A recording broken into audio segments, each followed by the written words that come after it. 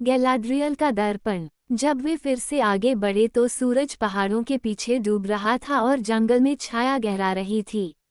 उनके रास्ते अब झाड़ियों में चले गए जहां शाम पहले ही छा चुकी थी। जैसे जैसे वे आगे बढ़े पेड़ों के नीचे रात आ गई और एल्व्स ने अपने चांदी के लैंप खोल दिए। अचानक वे फिर से खुले में आ गए और खुद को शाम के पीले आसमान के नीचे पाया, जिस पर कुछ सुबह के तारे चमक रहे थे। उनके सामने एक बड़ा, वृक्षविहीन स्थान था, जो एक बड़े घेरे में फैला हुआ था और दोनों ओर झुका हुआ था।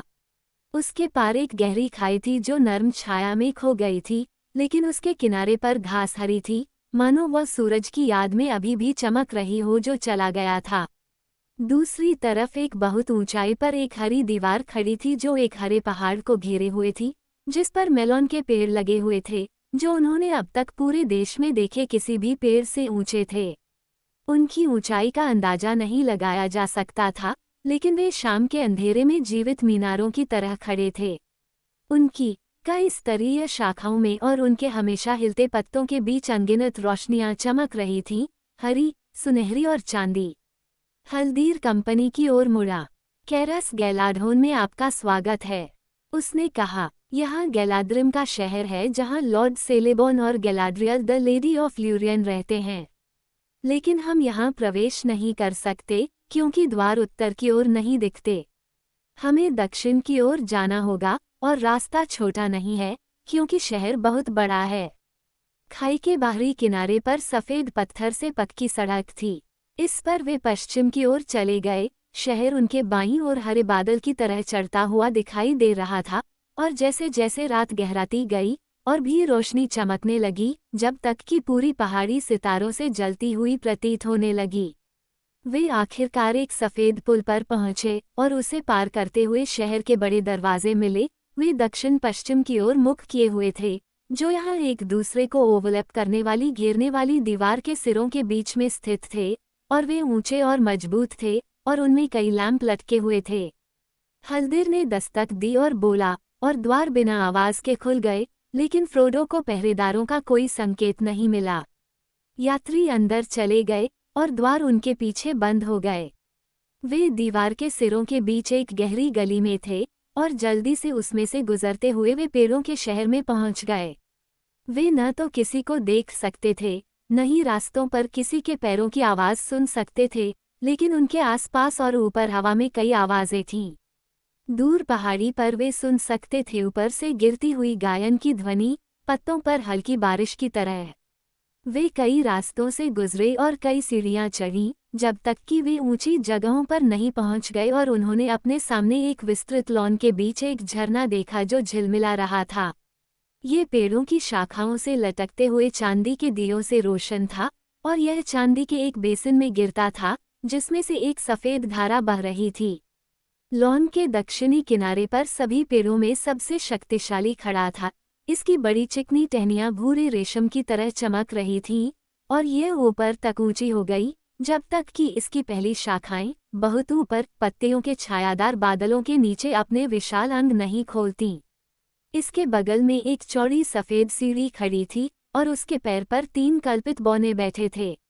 यात्रियों के पास आते ही वे उछल पड़े, और फ्रोडो ने देखा कि वे लंबे थे और भूरे रंग के कवच पहने हुए थे, और उनके कंधों से लंबे सफ़ेद लबादे लटक रहे थे। यहाँ सेलेबॉन और गैलाड्रियल रहते हैं, हल्दीर ने कहा। उनकी इच्छा है कि आप ऊपर जाएं और उनसे बात करें। फिर एल्फ वार्डन में से एक ने एक छोटे से हॉर्न पर एक स्पष्ट ध्वनि बजाई, और दूर ऊपर से 3 बार इसका उत्तर दिया गया। मैं पहले जाऊंगा, हल्दीर ने कहा। फ्रोडो को उसके बाद आने दो और उसके बाद लेगोलस। बाकी लोग अपनी इच्छानुसार उसका अनुसरण कर सकते हैं। जो लोग ऐसी सीढ़ियों के आदी नहीं हैं, उनके लिए यह एक लंबी चढ़ाई है, लेकिन आप रास्ते में आराम कर सकते हैं। धीरे धीरे ऊपर चढ़ते हुए फ्रोडो ने कई फ्लेट्स को पार किया, कुछ एक तरफ, कुछ दूसरी तरफ, और कुछ पेड़ के तने के चारों ओर लगे थे, ताकि सीढ़ी उनके बीच से गुजर सके। जमीन से काफी ऊंचाई पर वह एक बड़े जहाज के डेक की तरह एक चौड़े तलान के पास पहुंचा। इस पर एक घर बना हुआ था, इतना बड़ा कि यह धरती पर मनुष्यों के एक हॉल के रूप में काम आ सकता था। वह हल्दीर के पीछे घुसा और पाया कि वह एक अंडाकार आकार के कक्ष में था, जिसके बीच में बड़े मालोन का तनाव ग्रहा था, जो अब अपने मुकुट की ओर पतला हो रहा था और फिर भी अभी भी चौड़े घेरे का एक स्तंभ बना हुआ था। कक्ष में हल्की रोशनी थी, इसकी दीवारें हरी और चांदी की थीं और छत सोने की थी। वहां बहुत से कल्पित बौने बैठे थे। पेड़ की टहनी के नीचे 2 कुर्सियों पर और एक जीवित टहनी से छतरीदार सेलेबॉन और गैलाड्रियल एक दूसरे के बगल में बैठे थे। वे अपने मेहमानों का स्वागत करने के लिए खड़े हुए, कल्पित बौनों की तरह, यहाँ तक कि उन लोगों का भी जो शक्तिशाली राजा माने जाते थे। वे बहुत लंबे थे और लेडी लॉर्ड से कम लंबी नहीं थी, और वे गंभीर और सुंदर थे। वे पूरी तरह से सफ़ेद कपड़े पहने हुए थे और लेडी के बाल गहरे सुनहरे रंग के थे और लॉर्ड सेलेबॉन के बाल लंबे और चमकीले चांदी के थे, लेकिन उनकी आंखों की गहराई को छोड़कर उन पर उम्र का कोई निशान नहीं था, क्योंकि वे तारों की रोशनी में भाले की तरह तीखे थे और फिर भी गहरी स्मृति के कुएं। हल्दीर ने फ्रोडो को उनके सामने ले गया और प्रभु ने अपनी भाषा में उसका स्वागत किया। लेडी गैलाड्रियल ने कुछ नहीं कहा, लेकिन उसके चेहरे को लंबे समय तक देखती रही। सेलेबॉन ने कहा, अब मेरी कुर्सी के पास बैठो, फ्रोडो ऑफ द शायर। जब सब आ जाएंगे तो हम एक साथ बात करेंगे। उन्होंने अपने साथियों में से प्रत्येक का नाम लेकर विनम्रतापूर्वक अभिवादन किया। उन्होंने कहा, अराटोन के बेटे आरागोर्न का स्वागत है। इस धरती पर आए हुए आपको बाहरी दुनिया के 28 साल हो चुके हैं और ये साल आपके लिए भारी हैं। लेकिन अंत निकट है, चाहे अच्छा हो या बुरा। यहाँ कुछ समय के लिए अपना बोझ उतार दो। थ्रंडुइल के बेटे, आपका स्वागत है। बहुत कम ही मेरे रिश्तेदार उत्तर से यहाँ आते हैं। बैकवर्ड स्वागत है गिमली, ड्यूरिन के बेटे। बहुत समय हो गया जब हमने ड्यूरिन के लोगों में से किसी को कैरस गैलाडोन में देखा था, लेकिन आज हमने अपना पुराना नियम तोड़ दिया है। यह इस बात का संकेत हो कि भले ही दुनिया अब अंधकार में हो गई है, लेकिन अच्छे दिन आने वाले हैं और हमारे लोगों के बीच दोस्ती फिर से बढ़ेगी। गिमली ने सिर झुकाया। जब सभी मेहमान उसकी कुर्सी के सामने बैठ गए तो प्रभु ने फिर से उनकी ओर देखा। यहाँ 8 लोग हैं, उसने कहा। 9 लोग रवाना होने वाले थे, ऐसा संदेश में कहा गया था। लेकिन शायद सलाह में कुछ बदलाव हुआ है जो हमने नहीं सुना है। एलरोंड बहुत दूर है और हमारे बीच अंधेरा छा रहा है और इस पूरे साल छायाएं लंबी होती गई हैं। नहीं, सलाह में कोई बदलाव नहीं हुआ, लेडी गैलाड्रियल ने पहली बार बोलते हुए कहा। उसकी आवाज़ स्पष्ट और संगीतमय थी, लेकिन महिला की आदत से ज्यादा गहरी। गैंडाल्फ द ग्रे कंपनी के साथ निकला, लेकिन वह इस देश की सीमाओं को पार नहीं कर पाया। अब हमें बताओ कि वह कहाँ है, क्योंकि मैं उससे फिर से बात करना चाहता था, लेकिन मैं उसे दूर से नहीं देख सकता जब तक कि वह लोथलुरियन की बाड़ के भीतर न आ जाए। उसके चारों ओर एक धूसर धुंध है और उसके पैरों और उसके दिमाग के रास्ते मुझसे छिपे हुए हैं। हाय, आरागोर्न ने कहा। गंडाल्फ ग्रे छाया में गिर गया। वह मोरिया में ही रहा और भाग नहीं सका। इन शब्दों पर हॉल में मौजूद सभी एल्व्स दुख और आश्चर्य में जोर से चिल्ला उठे। ये बुरी खबरें हैं, सेलेबॉन ने कहा। बहुत बुरे कामों से भरे लंबे सालों में यहाँ जो भी सुना गया है, उनमें से सबसे बुरी खबरें। वह हल्दीर की ओर मुड़ा। उसने एल्वेन भाषा में पूछा, इस बारे में मुझे पहले कुछ क्यों नहीं बताया गया? लेगोलास ने कहा, हमने हल्दीर से अपने कामों या अपने उद्देश्य के बारे में बात नहीं की है। पहले तो हम थके हुए थे और खतरा बहुत करीब था, और बाद में हम कुछ समय के लिए अपना दुख भूल गए क्योंकि हम खुशी से चल रहे थे लुरियन के सुंदर पथों पर। फ्रोडो ने कहा, फिर भी हमारा दुख बहुत बड़ा है और हमारी क्षति की भरपाई नहीं की जा सकती। गैंडाल्फ हमारा मार्गदर्शक था और उसने हमें मोरिया से होते हुए आगे बढ़ाया, और जब हमारा बच निकलना आशा से परे लगने लगा तो उसने हमें बचाया और वह भी मारा गया। अब हमें पूरी कहानी बताओ, सेलेबॉन ने कहा। फिर आरागोर्न ने काराद्रास के दर्रे पर और उसके बाद के दिनों में जो कुछ हुआ था उसका वर्णन किया, और उसने बालिन और उसकी किताब मजारबुल के चैम्बर में लड़ाई, आग, संकरे पुल और आतंक के आने के बारे में बताया।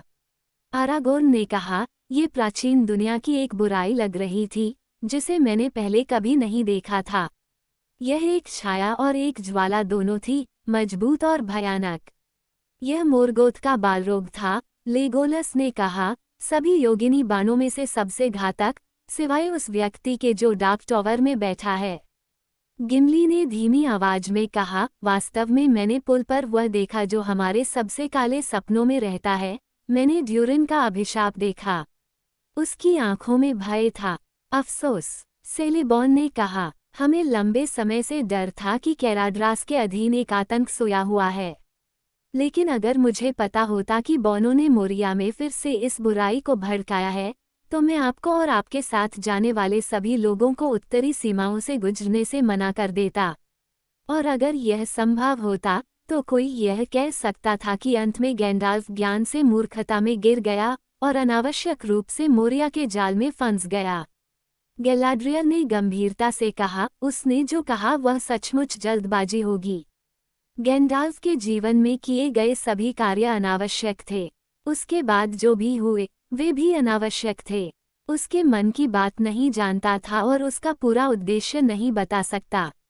लेकिन मार्गदर्शक के साथ जो भी हो, अनुयायी निर्दोष हैं। बोने के लिए अपने स्वागत पर पश्चाताप मत करो। अगर हमारे लोगों को लोथलुरियन से बहुत दूर और लंबे समय तक निर्वासित किया गया होता, तो गैलाद्रिम के सेलेबॉन द वाइज भी पास से गुजरते और नहीं चाहते अपने प्राचीन घर को देखने के लिए, हालांकि यह ड्रैगन का निवास बन गया था। खिलेग जवरम का पानी काला है और किबिल नवला के झरने ठंडे हैं, और पत्थर के नीचे शक्तिशाली राजाओं के पतन से पहले पुराने दिनों में खजाद दिम के कई स्तंभ वाले हॉल सुंदर थे। उसने गिमली को देखा, जो उदास और उदास बैठी थी, और वह मुस्कुराई। और बॉने ने अपनी प्राचीन भाषा में दिए गए नामों को सुनकर ऊपर देखा और उसकी आंखों से आंखें मिलाईं, और उसे ऐसा लगा कि उसने अचानक किसी दुश्मन के दिल में झांक लिया और वहां प्यार और समझ देखी। उसके चेहरे पर आश्चर्य की झलक दिखी और फिर वह मुस्कुराया उत्तर में। वह अनाड़ीपन से उठे और बौने अंदाज में झुककर कहा, लूरियन की जीवित भूमि और भी अधिक सुंदर है, और लेडी गैलाड्रियल धरती के नीचे स्थित सभी रत्नों से ऊपर है। वहां सन्नाटा छा गया। आखिरकार सेलेबॉन फिर बोला, मुझे नहीं पता था कि तुम्हारी हालत इतनी बुरी है, उसने कहा। गिमली मेरे कठोर शब्दों को भूल जाए, मैंने अपने दिल की परेशानी में यह बात कही थी। मैं तुम्हारी हर संभव मदद करूंगा, हर एक की इच्छा और ज़रूरत के हिसाब से, लेकिन खास तौर पर उस छोटे से व्यक्ति की जो बोझ उठाता है। तुम्हारी खोज हमें पता है, गैलाड्रियल ने फ्रोडो की ओर देखते हुए कहा। लेकिन हम यहाँ इसके बारे में अधिक खुलकर बात नहीं करेंगे। फिर भी, शायद यह व्यर्थ नहीं होगा कि तुम सहायता की तलाश में इस भूमि पर आए हो, जैसा कि गैंडाल्फ ने स्वयं स्पष्ट रूप से इरादा किया था। क्योंकि गैलाद्रिम के भगवान को मध्य पृथ्वी के कल्पित बौनों में सबसे बुद्धिमान माना जाता है, और वह राजाओं की शक्ति से परे उपहार देने वाला है। वह भोर के दिनों से पश्चिम में रहता है, और मैं उसके साथ अनगिनत वर्षों तक रहा हूँ, क्योंकि नार्गोथ्रोंड या गोंडोलिन के पतन से पहले मैं पहाड़ों को पार कर गया था, और दुनिया के युगों से हम एक साथ लंबी हार से लड़े हैं। मैंने ही सबसे पहले श्वेत परिषद को बुलाया था, और अगर मेरी योजनाएं गलत नहीं होती, तो इसे ग्रे गैंडाल्फ द्वारा नियंत्रित किया जाता, और फिर शायद चीजें अलग तरह से होतीं। लेकिन अब भी उम्मीद बाकी है। मैं तुम्हें सलाह नहीं दूंगा कि यह करो या वह करो, क्योंकि न तो करने या तरकीबें अपनाने से, न ही इस और दूसरे रास्ते के बीच चुनाव करने से मैं लाभ उठा सकता हूँ, बल्कि केवल ये जानने से कि क्या था और क्या है, और आंशिक रूप से ये भी कि क्या होगा। लेकिन मैं तुमसे ये कहूँगा, तुम्हारी खोज चाकू की धार पर खड़ी है। जरा भी भटको और यह विफल हो जाएगी, जिससे सब बर्बाद हो जाएगा। फिर भी जब तक पूरी कंपनी सच्ची है, तब तक उम्मीद बनी रहती है। और उस शब्द के साथ उसने उन्हें अपनी आंखों से देखा, और चुपचाप उनमें से प्रत्येक को बारी बारी से खोजते हुए देखा। लेगोलास और आरागोर्न को छोड़कर कोई भी उसकी नज़र को लंबे समय तक बर्दाश्त नहीं कर सका। सैम तुरंत शर्मा गया और अपना सिर झुका लिया। आखिरकार लेडी गैलाड्रियल ने उन्हें अपनी आंखों से हटा दिया, और वह मुस्कुराई। अपने दिलों को परेशान मत होने दो, उसने कहा। आज रात तुम शांति से सो जाओगे। फिर उन्होंने आह भरी और अचानक थका हुआ महसूस किया, जैसे कि उन लोगों ने लंबे समय तक और गहराई से सवाल पूछे थे, हालांकि कोई भी शब्द खुलकर नहीं बोला गया था। अब जाओ, सेलिबॉन ने कहा, तुम दुख और बहुत मेहनत से थक चुके हो। भले ही तुम्हारी खोज हमसे बहुत ज्यादा जुड़ी न हो, लेकिन तुम्हें इस शहर में शरण लेनी चाहिए जब तक कि तुम ठीक होकर तरोताज़ा न हो जाओ। अब तुम आराम करो और मैं कुछ समय तक आपके आगे के मार्ग के बारे में बात नहीं करूंगा। उस रात कंपनी ने जमीन पर सोया, जो हॉबिट्स के लिए बहुत संतोषजनक था। एल्व्स ने उनके लिए फव्वारे के पास पेड़ों के बीच एक मंडप बनाया और उसमें उन्होंने नर्म सोफे बिछाए। फिर वे सुंदर एल्विश आवाज में शांति के शब्द बोलते हुए वहां से चले गए। थोड़ी देर के लिए यात्री पेड़ों की चोटी पर अपनी पिछली रात, अपनी दिन की यात्रा और भगवान और लेडी के बारे में बात करते रहे, क्योंकि उनके पास अभी भी पीछे देखने का दिल नहीं था। सैम, तुम क्यों शर्मा रहे थे?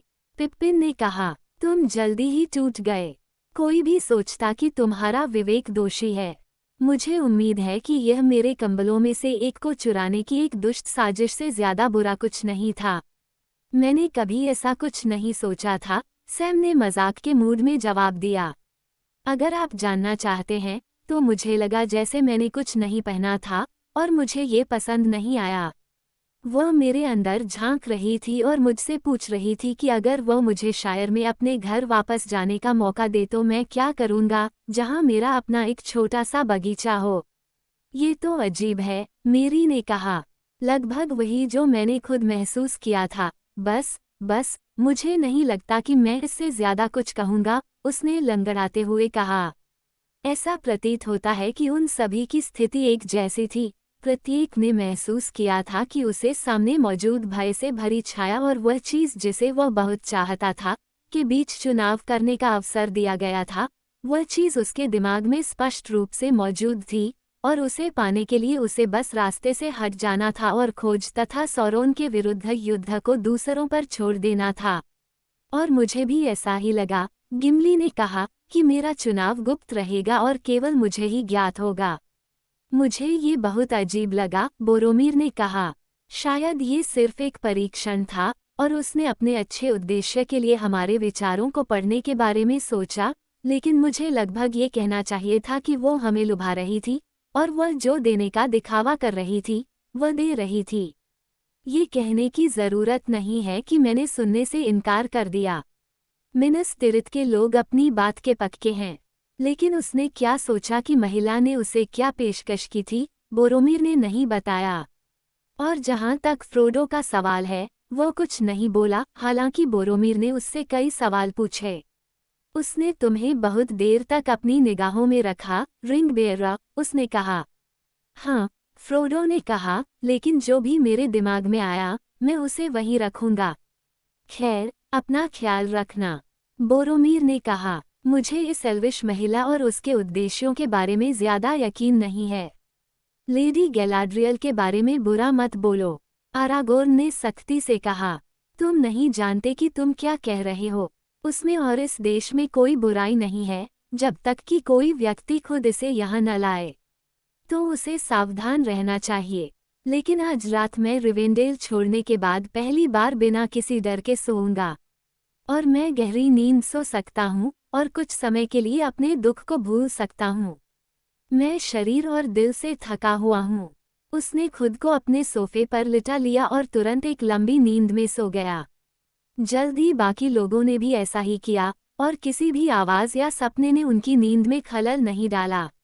जब वे जागे तो उन्होंने पाया कि मंडप के सामने लॉन पर दिन की रोशनी फैल रही थी और फव्वारा सूरज की रोशनी में चमकता हुआ ऊपर नीचे हो रहा था। जहां तक उन्हें याद है, वे लोथलुरियन में कुछ दिन रहे। जब तक वे वहां रहे, सूरज साफ चमकता रहा, कभी कभी हल्की बारिश होती थी और सब कुछ ताज़ा और साफ छोड़कर चली जाती थी। हवा ठंडी और नर्म थी, मानो बसंत की शुरुआत हो, फिर भी उन्हें अपने आसपास सर्दियों की गहरी और विचारशील शांति महसूस हुई।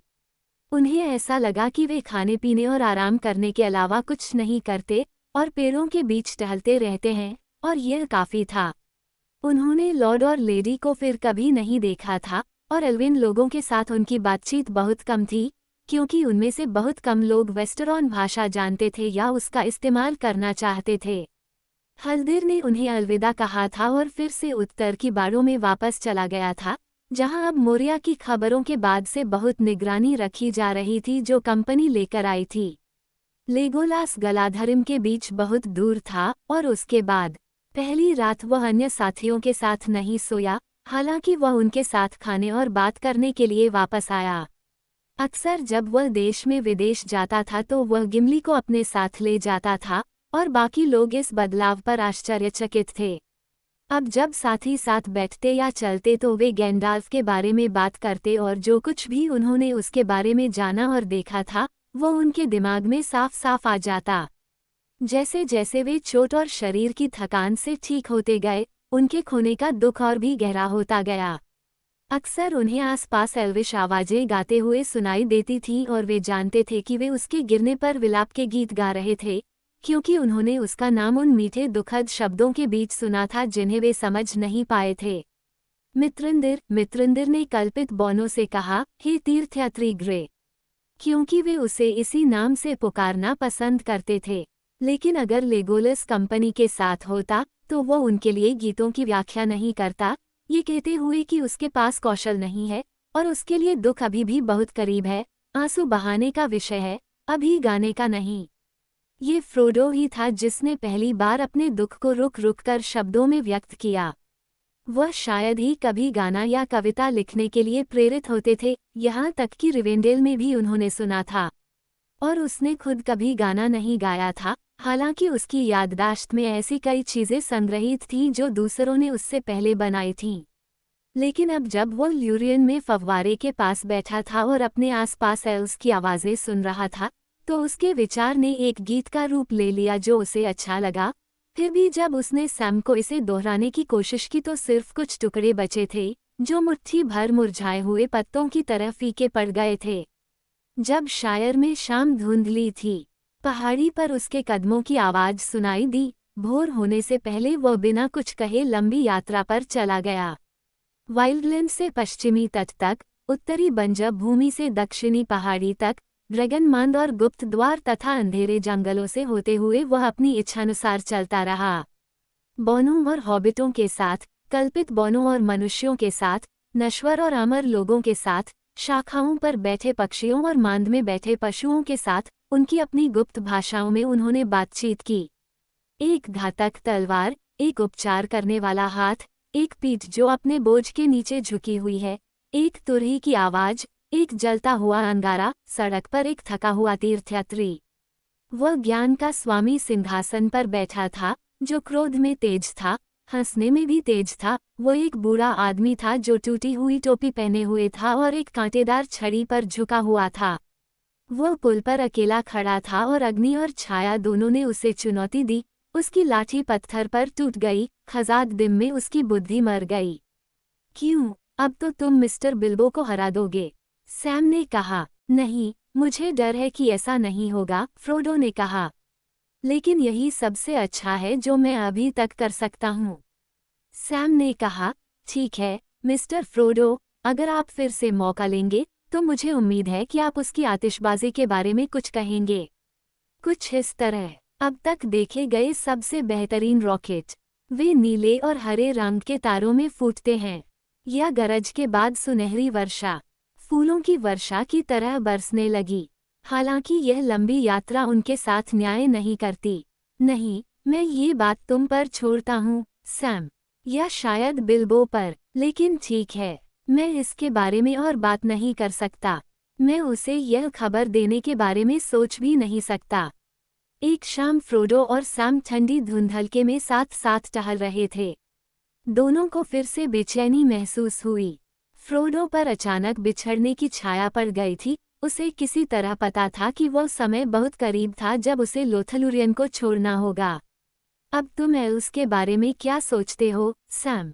उसने कहा। मैंने तुमसे यही सवाल एक बार पहले भी पूछा था, लगता है कि बहुत समय पहले की बात है, लेकिन तब से तुमने उन्हें और भी ज्यादा देखा है। हाँ, मैंने ऐसा किया है, सैम ने कहा, और मुझे लगता है कि वहाँ कल्पित बौने और कल्पित बौने हैं। वे सभी काफी हद तक एल्विश हैं, लेकिन वे सभी एक जैसे नहीं हैं। अब ये लोग भटकने वाले या बेघर नहीं हैं, और हम जैसे लोगों के थोड़े करीब लगते हैं। वे यहाँ के ही हैं, हॉबिट्स की तुलना में भी ज्यादा। चाहे उन्होंने जमीन बनाई हो या जमीन ने उन्हें बनाया हो, ये कहना मुश्किल है, अगर आप मेरा मतलब समझें। यहाँ बहुत ही शानदार शांति है। ऐसा लगता है कि कुछ भी नहीं चल रहा है, और कोई भी ऐसा नहीं चाहता है। अगर यहाँ कोई जादू है, तो वह नीचे है, इतना गहरा कि मैं इसे अपने हाथों से छू भी नहीं सकता। आप इसे हर जगह देख और महसूस कर सकते हैं, फ्रोडो ने कहा। ठीक है, सैम ने कहा, आप किसी को भी इसे काम करते हुए नहीं देख सकते। बेचारे गैंडाल्फ की तरह कोई आतिशबाजी नहीं दिखाई देती। मुझे आश्चर्य है कि हम इतने दिनों में लॉर्ड और लेडी को कुछ भी नहीं देख पाते। अब मुझे लगता है कि अगर वह दिमाग रखती तो कुछ अद्भुत चीजें कर सकती थी। मैं कुछ हेल्थ जादू देखना बहुत पसंद करूंगा, मिस्टर फ्रोडो। मैं नहीं करूंगा, फ्रोडो ने कहा। मैं संतुष्ट हूँ, और मुझे गैंडाल्फ की आतिशबाजी की नहीं, बल्कि उसकी घनी भौहों, उसके गुस्सैल स्वभाव और उसकी आवाज की याद आती है। तुम सही हो, सैम ने कहा, और ऐसा मत सोचो कि मैं गलती ढूंढ रहा हूँ। मैं अक्सर जादू देखना चाहता था जैसा कि पुरानी कहानियों में बताया जाता है, लेकिन मैंने इससे बेहतर जगह के बारे में कभी नहीं सुना। अगर तुम मेरी बात समझ रहे हो तो यह एक ही समय में घर और छुट्टी पर होने जैसा है। मैं यहाँ से जाना नहीं चाहता। वैसे ही मुझे लगने लगा है कि अगर हमें आगे बढ़ना है, तो बेहतर होगा कि हम इसे खत्म कर दें। यह ऐसा काम है जो कभी शुरू नहीं होता क्योंकि इसे पूरा होने में सबसे ज्यादा समय लगता है, जैसा कि मेरे पुराने गुरु कहा करते थे। और मुझे नहीं लगता कि ये लोग हमारी मदद करने के लिए कुछ ज्यादा कर सकते हैं, चाहे जादू हो या ना हो। मुझे लगता है कि जब हम इस देश को छोड़ देंगे तो हमें गैंडाल्फ की बहुत याद आएगी। मुझे डर है कि यह बात सच है, सैम, फ्रोडो ने कहा। फिर भी मुझे पूरी उम्मीद है कि जाने से पहले हम एल्स की महिला से फिर मिलेंगे। जब वह बोल रहा था, तब उन्होंने देखा कि लेडी गैलाड्रियल उनके शब्दों के जवाब में आ रही है। वो लंबी, गोरी और सुंदर थी और पेड़ों के नीचे चल रही थी। उसने कुछ नहीं कहा, बस उन्हें इशारा किया। एक तरफ मुड़ते हुए वो उन्हें कैरस गलाधोन की पहाड़ी की दक्षिणी ढलानों की ओर ले गई, और एक ऊंची हरी बाड़ से गुजरते हुए वे एक बंद बगीचे में पहुंच गए। वहां कोई पेड़ नहीं उगता था, और यह आकाश की ओर खुला था। शाम का तारा उगाया था और पश्चिमी जंगल के ऊपर सफेद आग के साथ चमक रहा था।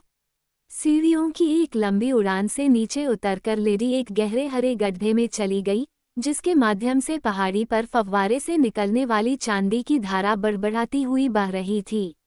नीचे एक शाखादार पेड़ की तरह नक्काशीदार एक कम कुर्सी पर चांदी का एक बेसिन खड़ा था, जो चौड़ा और उथला था, और उसके बगल में एक चांदी का सुराही खड़ा था। गैलाड्रियल ने नदी के पानी से बेसिन को लबालब भर दिया और उसमें सांस ली। जब पानी शांत हो गया तो वह फिर बोली। उसने कहा, ये गैलाड्रियल का दर्पण है। मैं तुम्हें यहाँ इसलिए लाई हूँ कि तुम चाहो तो इसमें देख सको। हवा एकदम शांत थी, घाटी में अंधेरा था, और उसके बगल में बैठी एल्फ लेडी लंबी और पीली थी। हम क्या ढूंढेंगे और क्या देखेंगे? फ्रोडो ने विस्मय से भरकर पूछा। उसने उत्तर दिया, मैं दर्पण को बहुत सी बातें दिखाने का आदेश दे सकती हूँ, और कुछ को मैं वह दिखा सकती हूँ जो वे देखना चाहते हैं। लेकिन दर्पण बिना बुलाए भी कुछ चीजें दिखाएगा, और वे अक्सर उन चीजों से अधिक अजीब और लाभदायक होती हैं जिन्हें हम देखना चाहते हैं। यदि आप दर्पण को काम करने के लिए स्वतंत्र छोड़ दें, तो आप क्या देखेंगे मैं नहीं बता सकती, क्योंकि यह उन चीजों को दिखाता है जो थीं, और उन चीजों को जो हैं, और उन चीजों को जो अभी हो सकती हैं। लेकिन वह जो देखता है, वह सबसे बुद्धिमान भी हमेशा नहीं बता सकता। क्या तुम देखना चाहते हो? फ्रोडो ने कोई जवाब नहीं दिया। और तुम? उसने सैम की ओर मुड़ते हुए कहा, क्योंकि इसे ही तुम्हारे लोग जादू कहते हैं। मैं विश्वास करती हूँ, हालांकि मैं स्पष्ट रूप से नहीं समझ पाती कि उनका क्या मतलब है, और वे शत्रु के छल के बारे में भी यही शब्द इस्तेमाल करते दिखते हैं। लेकिन यह, अगर आप चाहें, तो गैलाड्रियल का जादू है।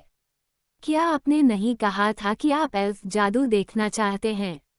मैंने देखा, सैम ने डर और उत्सुकता के बीच थोड़ा कांपते हुए कहा।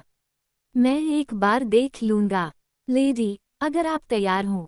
बैकवोट और मुझे घर पर क्या चल रहा है इसकी एक झलक पाने में कोई आपत्ति नहीं है, उसने फ्रोडो से अलग से कहा। ऐसा लगता है कि मैं बहुत लंबे समय से घर से बाहर हूँ, लेकिन वहाँ ऐसा लगता है कि मैं केवल तारे ही देखूंगा या कुछ ऐसा जो मुझे समझ में नहीं आएगा। ऐसा नहीं है, महिला ने हल्की हंसी के साथ कहा। लेकिन आओ, तुम देखो और जो भी हो सके देखो। पानी को मत छुओ। सैम कुर्सी के नीचे चढ़ गया और बेसिन पर झुक गया। पानी कठोर और काला लग रहा था, उसमें तारे प्रतिबिंबित हो रहे थे।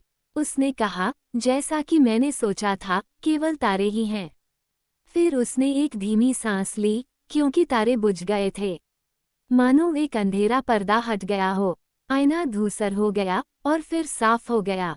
सूरज चमक रहा था और पेड़ों की शाखाएं हवा में लहरा रही थीं और हिल रही थीं। लेकिन इससे पहले कि सैम अपना मन बना पाता कि उसने क्या देखा, रोशनी फीकी पड़ गई और अब उसे लगा कि उसने एक पीले चेहरे वाले फ्रोडो को एक बड़ी अंधेरी चट्टान के नीचे गहरी नींद में लेटा हुआ देखा है। फिर उसे लगा कि वह एक धुंधले रास्ते से जा रहा है और एक अंतहीन घुमावदार सीढ़ी चढ़ रहा है। उसे अचानक एहसास हुआ कि वह किसी चीज की तत्काल तलाश कर रहा था, लेकिन वह क्या था उसे नहीं पता था। एक सपने की तरह दृष्टि बदल गई और वापस चली गई और उसने फिर से पेड़ों को देखा। लेकिन इस बार वे इतने करीब नहीं थे और वह देख सकता था कि क्या हो रहा था। वे हवा में लहरा नहीं रहे थे, वे गिर रहे थे, जमीन पर धंस रहे थे। हाय, सैम ने गुस्से से चिल्लाते हुए कहा। वो टेड सेंडिमेंट पेड़ों को काट रहा है, जैसा उसे नहीं करना चाहिए। उन्हें काटा नहीं जाना चाहिए था। यह मिल के उस पार का रास्ता है जो बायोवाटर की सड़क को छाया देता है। काश मैं टेड तक पहुंच पाता और उसे गिरा देता। लेकिन अब सैम ने देखा कि पुरानी मिल गायब हो गई थी और जहां वह खड़ी थी वहां एक बड़ी लाल ईंट की इमारत खड़ी की जा रही थी। बहुत सारे लोग काम में व्यस्त थे। पास में एक लंबी लाल चिमनी थी। काला धुआं मिरर की सतह पर छा गया था। शायर में कुछ शैतानी काम चल रहा है, उसने कहा। एलरोंड को पता था कि वह क्या करने वाला है जब वो मिस्टर मेरी को वापस भेजना चाहता था। फिर अचानक सैम ने कहा। वह चिल्लाया और भाग गया। मैं यहाँ नहीं रह सकता, उसने पागलों की तरह कहा। मुझे घर जाना होगा। उन्होंने बैगशॉट रो को खोद दिया है और वहाँ एक बेचारा बूढ़ा गाफर है जो अपनी चीज़ों के टुकड़े एक गाड़ी पर रखकर पहाड़ी से नीचे जा रहा है। मुझे घर जाना चाहिए। तुम अकेले घर नहीं जा सकती, महिला ने कहा। तुम अपने मालिक के बिना घर नहीं जाना चाहती थी, जब तक कि तुमने आईने में नहीं देखा, और फिर भी तुम जानती थी कि शायर में बुरी चीजें हो सकती हैं। याद रखो कि आईना बहुत सी चीजें दिखाता है और सभी अभी तक घटित नहीं हुई हैं। कुछ कभी नहीं होती जब तक कि दृश्य देखने वाले उन्हें रोकने के लिए अपने रास्ते से हट न जाएं। आईना कर्मों के मार्गदर्शक के रूप में खतरनाक है। सैम जमीन पर बैठ गया और अपना सिर अपने हाथों में थाम लिया। काश मैं यहाँ कभी न आता और मैं और कोई जादू नहीं देखना चाहता, उसने कहा और चुप हो गया। एक पल के बाद वह फिर से भारी आवाज में बोला, मानो आंसुओं से जूझ रहा हो। नहीं, मैं मिस्टर फ्रोडो के साथ लंबी सड़क से घर जाऊंगा या बिल्कुल नहीं जाऊंगा, उसने कहा। लेकिन मुझे उम्मीद है कि मैं किसी दिन वापस आऊंगा। अगर मैंने जो देखा है वह सच निकला तो कोई ना कोई इसे जरूर पकड़ेगा। क्या अब तुम देखना चाहते हो, फ्रोडो? लेडी गैलाड्रियल ने कहा। तुम एल्फ जादू नहीं देखना चाहते थे और संतुष्ट थे। क्या आप मुझे देखने की सलाह देंगे? फ्रोडो ने पूछा। नहीं, उसने कहा। मैं तुम्हें किसी भी तरह से सलाह नहीं देती। मैं कोई सलाहकार नहीं हूँ। तुम कुछ सीख सकते हो और जो तुम देखते हो वह अच्छा हो या बुरा, वह लाभदायक हो सकता है और फिर भी ये लाभदायक नहीं भी हो सकता है। देखना अच्छा भी है और खतरनाक भी। फिर भी मुझे लगता है, फ्रोडो, कि तुम्हारे पास इस जोखिम के लिए पर्याप्त साहस और बुद्धि है, अन्यथा मैं तुम्हें यहाँ नहीं लाती। जैसा तुम चाहो करो। फ्रोडो ने कहा, मैं देखूंगा, और वह आसन पर चढ़ गया और अंधेरे पानी पर झुक गया। तुरंत दर्पण साफ हो गया और उसने एक धुंधली भूमि देखी। दूर दूर तक फैले पहाड़ पीले आसमान के सामने काले दिखाई दे रहे थे। एक लंबी धूसर सड़क नजर से ओझल हो गई। दूर से एक आकृति धीरे धीरे सड़क पर आ रही थी, जो पहले तो धुंधली और छोटी थी, लेकिन जैसे जैसे वह पास आती गई, वह बड़ी और स्पष्ट होती गई। अचानक फ्रोडो को एहसास हुआ कि यह उसे गैंडाल्फ की याद दिला रही है।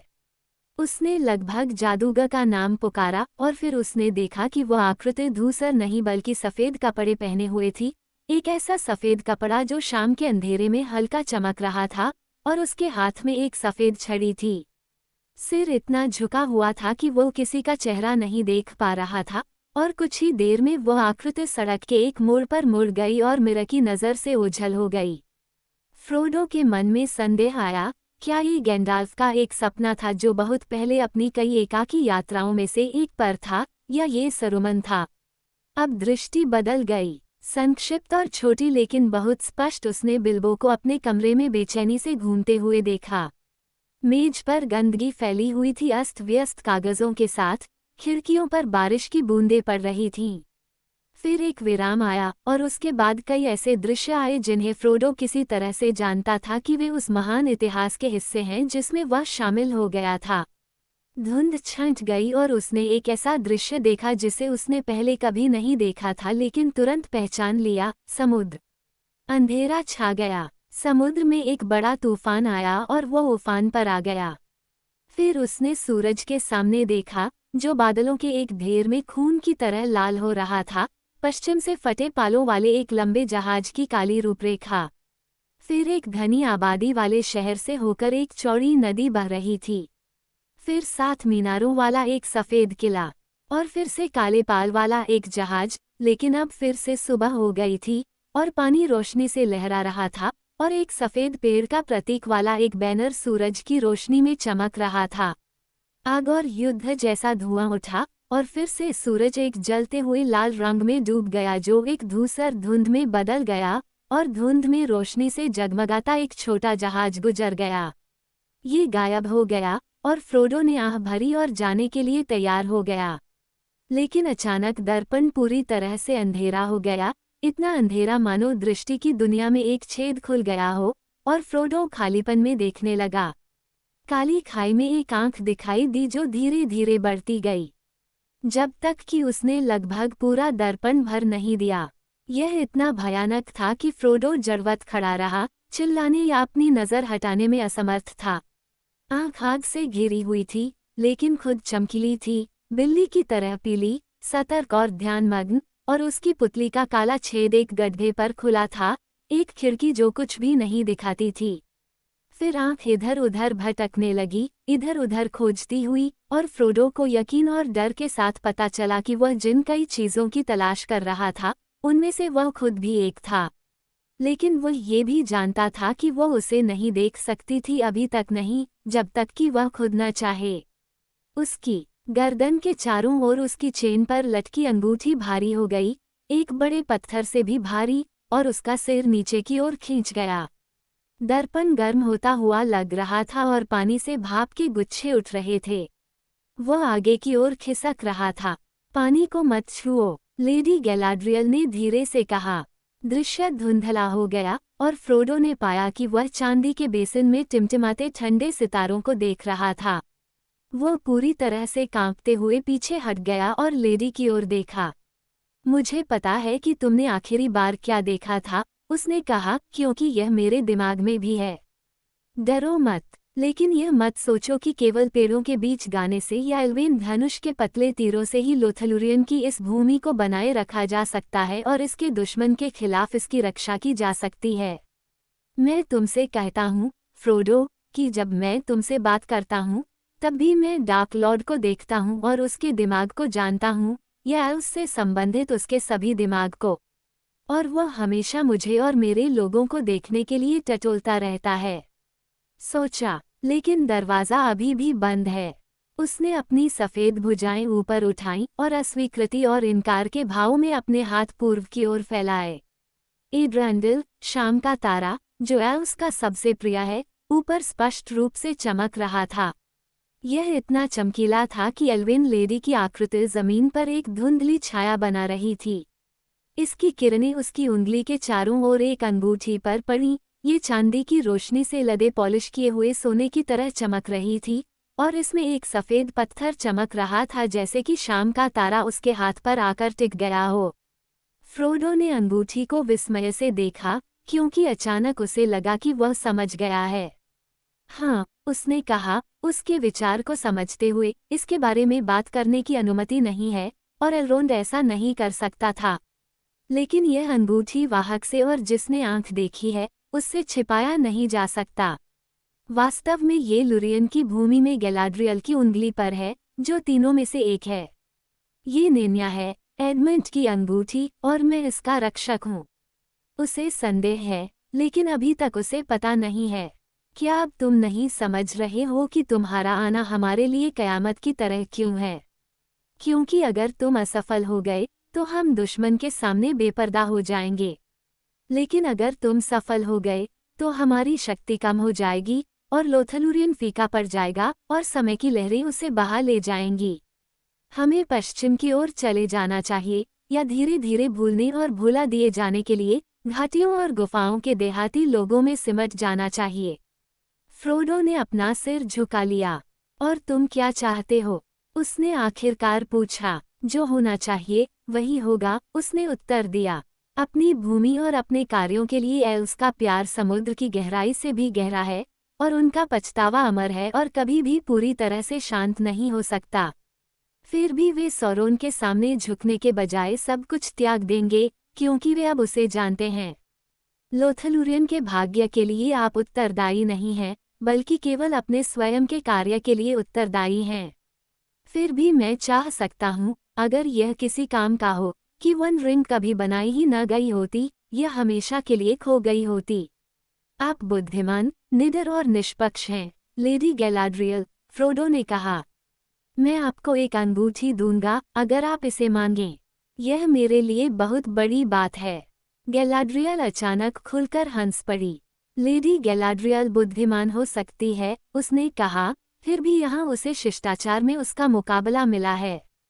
हमारी पहली मुलाकात में मैंने तुम्हारे दिल की परीक्षा ली थी, उसका बदला तुम धीरे से ले रही हो। तुम गहरी नज़र से देखना शुरू कर रही हो। मैं इस बात से इनकार नहीं करती कि मेरा दिल तुमसे जो मांग रहा है, उसे मांगने के लिए बहुत उत्सुक था। कई सालों से मैं सोच रही थी कि अगर महान अंगूठी मेरे हाथ में आ जाए, तो मैं क्या करूँगी, और देखो, यह मेरे हाथ में आ गई। समझो, बहुत पहले से तैयार की गई बुराई कई तरह से काम करती है, चाहे सौरन खुद खड़ा हो या गिर जाए। क्या यह उसकी अंगूठी के श्रेय के लिए एक नेक काम नहीं होता, अगर मैंने इसे अपने मेहमान से जबरदस्ती या डर से ले लिया होता? बैककोट, और अब आखिरकार वह आ ही गया। तुम मुझे अंगूठी मुफ्त में दोगे। डार्क लॉर्ड की जगह तुम एक रानी को स्थापित करोगे, और मैं काली नहीं रहूंगी, बल्कि सुबह और रात की तरह सुंदर और भयानक हो जाऊंगी। समुद्र और सूरज और पहाड़ पर बर्फ की तरह सुंदर, तूफान और बिजली की तरह भयानक, पृथ्वी की नींव से भी अधिक मजबूत। सभी मुझे प्यार करेंगे और निराश होंगे। उसने अपना हाथ ऊपर उठाया, और जो अंगूठी उसने पहनी थी, उसमें से एक बहुत बड़ी रोशनी निकली, जिसने उसे ही रोशन कर दिया और बाकी सबको अंधकार में कर दिया। वह फ्रोडो के सामने खड़ी थी, जो अब माप से परे लंबी और सहनीय से परे सुंदर, भयानक और पूजनीय लग रही थी। फिर उसने अपना हाथ नीचे गिरा दिया, और रोशनी फीकी पड़ गई, और अचानक वह फिर से हंसी, और देखो, वह सिकुड़ गई थी। एक पतली योगिनी महिला, सादे सफ़ेद कपड़े पहने हुए, जिसकी कोमल आवाज़ नर्म और उदास थी। मैं परीक्षा में पास हो गई, उसने कहा। मैं कम हो जाऊंगी, और पश्चिम में चली जाऊंगी, और गैलाड्रियल ही रहूंगी। वे बहुत देर तक चुपचाप खड़े रहे। आखिरकार महिला ने फिर से बात की। चलो वापस लौटते हैं, उसने कहा। सुबह आपको प्रस्थान करना होगा, क्योंकि हमने अभी समय चुना है, और भाग्य की लहरें बह रही हैं। फ्रोडो ने कहा, जाने से पहले मैं एक बात पूछना चाहता हूँ, एक ऐसी बात जो मैं अक्सर रिवेंडेल में गैंडाल्फ से पूछता था। मुझे एक अंगूठी पहनने की अनुमति है, मैं बाकी सभी अंगूठियां क्यों नहीं देख सकता और उन्हें पहनने वालों के विचार क्यों नहीं जान सकता? तुमने कोशिश नहीं की, उसने कहा। जब से तुम्हें पता चला कि तुम्हारे पास क्या है, तब से तुमने सिर्फ 3 बार अपनी उंगली पर अंगूठी पहनी है। कोशिश मत करो, ये तुम्हें नष्ट कर देगा। क्या गैंडाल्फ ने तुम्हें नहीं बताया कि अंगूठियां प्रत्येक धारक के माप के अनुसार शक्ति देती हैं? उस शक्ति का उपयोग करने से पहले तुम्हें ये करना होगा। और भी मजबूत बनो और दूसरों पर प्रभुत्व जमाने के लिए अपनी इच्छा शक्ति को प्रशिक्षित करो। फिर भी, अंगूठी वाहक के रूप में और एक ऐसे व्यक्ति के रूप में जिसने इसे उंगली पर पहना है और जो छिपा हुआ है उसे देखा है, तुम्हारी दृष्टि अधिक तेज हो गई है। तुमने मेरे विचारों को उन कई लोगों की तुलना में अधिक स्पष्ट रूप से समझा है जिन्हें बुद्धिमान माना जाता है। तुमने उस व्यक्ति की आंख देखी जो 7 और 9 धारण करता है। और क्या तुमने मेरी उंगली पर अंगूठी नहीं देखी और पहचानी? क्या तुमने मेरी अंगूठी देखी? उसने सैम की ओर फिर से मुड़कर पूछा। नहीं, लेडी, उसने जवाब दिया। सच बताऊं तो, मुझे आश्चर्य हुआ कि तुम क्या बात कर रही हो। मैंने तुम्हारी उंगली में एक तारा देखा। लेकिन अगर तुम माफ करोगी मेरे बोलने से, मुझे लगता है कि मेरे गुरु सही थे। मैं चाहता हूं कि आप उनकी अंगूठी ले लें। आप चीजों को सही कर देंगे। आप उन्हें गैफर को खोदने और उसे भटकाने से रोक देंगे। आप कुछ लोगों को उनके गंदे काम के लिए भुगतान करवाएंगे। मैं ऐसा ही करूंगी, उसने कहा। यह इसी तरह से शुरू होगा, लेकिन ये यहीं खत्म नहीं होगा, अफसोस। हम इसके बारे में और बात नहीं करेंगे। चलो चलें।